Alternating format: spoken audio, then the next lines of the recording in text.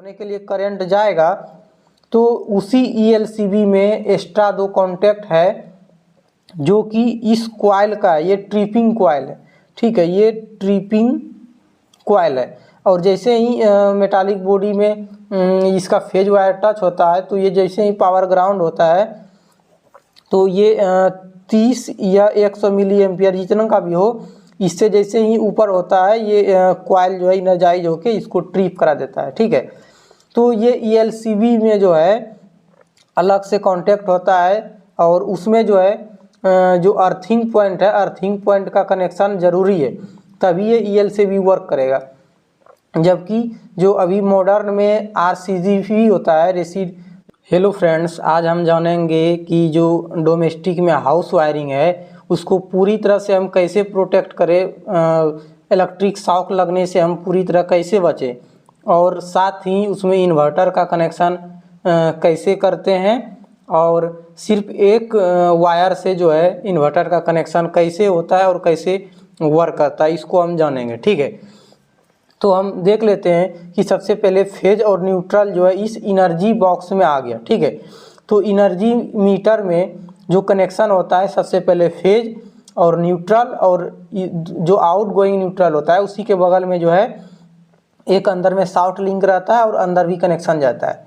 और सबसे left phase हो गया, सबसे राइट क्या हो गया, ये फेज हो गया, ये फेज और न्यूट्रल हो गया, ठीक है। तो सबसे पहले हम क्या करते हैं, एक किट केट जो है फ्यूज लगाते हैं, ठीक है। और फ्यूज इसलिए यूज करते हैं इन केस यदि MCB वर्क नहीं किया तो और शॉर्ट सर्किट करंट बढ़ गया तो इसमें जो है ये फ्यूज जो है वर्क करना ही करना है, तो ये जो है फ्लेक्सिबिलिटी मेरा बढ़ा देता है, तो इसलिए हम फ्यूज को यूज करते हैं, ठीक है। ये जो है धोखा नहीं दे सकता है। और उसके बाद जो है हम एक सिंगल पोल का MCB यूज करते हैं जो कि मेरा ओवरलोड और शॉर्ट सर्किट से प्रोटेक्शन दे देता है, ठीक है। ओवरलोड और शॉर्ट सर्किट से प्रोटेक्शन देता है। इसका सिंबल का बात करें तो ये हो गया स्क्वायर में ओवरलोड, और इस तरह से ये शॉर्ट सर्किट का प्रोटेक्शन प्रोवाइड करता है। अब उसके बाद जो है एक हम जो है ELCB लगाए, ठीक है। ELCB मतलब अर्थ लीकेज सर्किट ब्रेकर।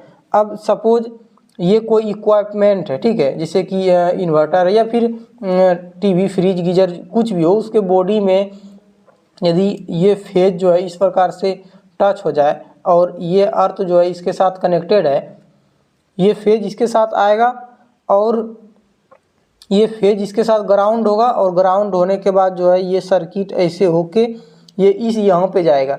जब इस ग्राउंड होने के लिए करंट जाएगा तो उसी ELCB में एक्स्ट्रा 2 कॉन्टैक्ट है जो कि इस कॉइल का, ये ट्रिपिंग कॉइल है, ठीक है, ये ट्रिपिंग कॉइल है। और जैसे ही मेटालिक बॉडी में इसका फेज वायर टच होता है तो ये जैसे ही पावर ग्राउंड होता है तो ये 30 या 100 मिली एम्पियर जितना का भी हो, इससे जैसे ही ऊपर होता है ये कॉइल जो है इनर्जाइज होके इसको ट्रिप करा देता है, ठीक है। तो ये ELCB में जो है अलग से कांटेक्ट होता है और उसमें जो है जो अर्थिंग पॉइंट है, अर्थिंग पॉइंट का कनेक्शन ज़रूरी है, तभी ये ELCB वर्क करेगा। जबकि जो अभी मॉडर्न में RCGB होता है, रेसिडुअल करंट सर्किट ब्रेकर, वो जो है करंट बैलेंसिंग पे वर्क करता है। करंट बैलेंसिंग पे जितना फेज से आउट हो रहा है उतना यदि न्यूट्रल से इन नहीं होगा तो उस कंडीशन में जो है उसका जो प्राइमरी, सेकेंडरी और टर्सरी कॉइल होता है, टर्सरी कॉइल में जो है करंट डेवलप होगा और वोल्टेज डेवलप होगा, और उसके कारण जो है वो ट्रिपिंग प्रोवाइड करेगा। अब ये हो गया फ्यूज जो है पोर्टेबल होता है मेरा, ये वर्क करेगा ही करेगा, इसलिए इसको सीरीज में लगाते हैं।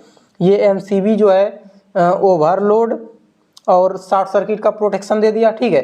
अब हमको अर्थ फॉल्ट के लिए, ग्राउंड फॉल्ट के लिए और शॉक से बचने के लिए, इलेक्ट्रिक शॉक से, हम जो है यहाँ पे ELCB यूज किए, ठीक है। अर्थ लीकेज सर्किट ब्रेकर जो कि जिसमें हमको ग्राउंडिंग ज़रूरी है। जबकि RCCB यदि हम यूज करते यहाँ पे तो ग्राउंडिंग से कोई दिक्कत नहीं था, कोई मतलब नहीं था। जैसे ही कोई मेटालिक बॉडी यहाँ पे ग्राउंड होता तो ये इसका जो फेज करंट है वो डायरेक्ट न्यूट्रल से ना होके डायरेक्ट ये ग्राउंड हो जाता, तो इसका जो न्यूट्रल का करंट होता कम हो जाता।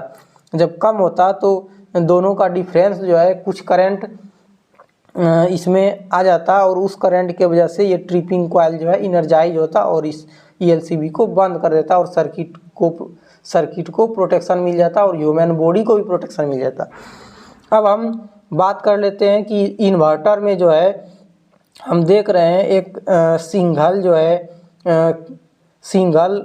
एक ओनली फेज केबल यहाँ पे कनेक्शन दी है, ठीक है।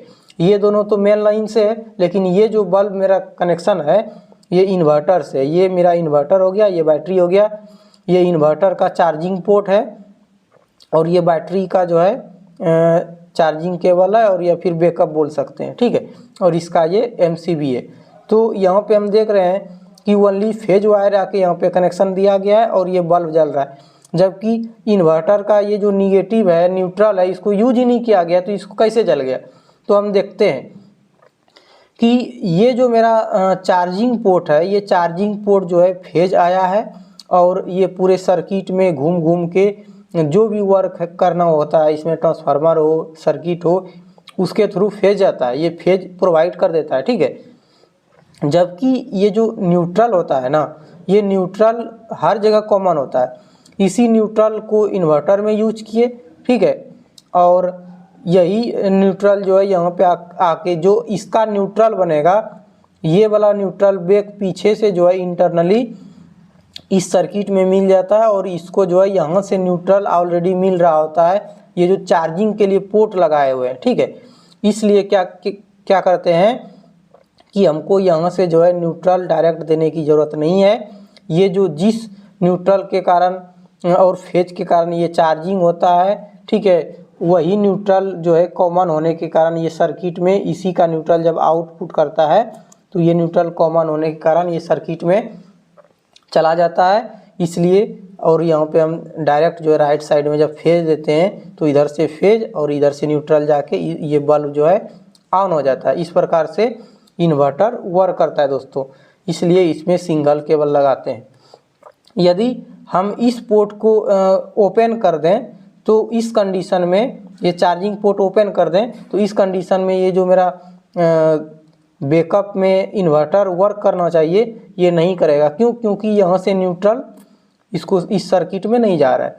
थैंक यू दोस्तों। यदि आपको ये इन्वर्टर का वायरिंग और ये ELCB का वायरिंग कैसे करते हैं और इसमें कौन कौन सा प्रोटेक्शन होना ज़रूरी है घर के लिए, तो यदि आपको समझ में आया तो इसको लाइक करें, सब्सक्राइब करें और शेयर भी करें।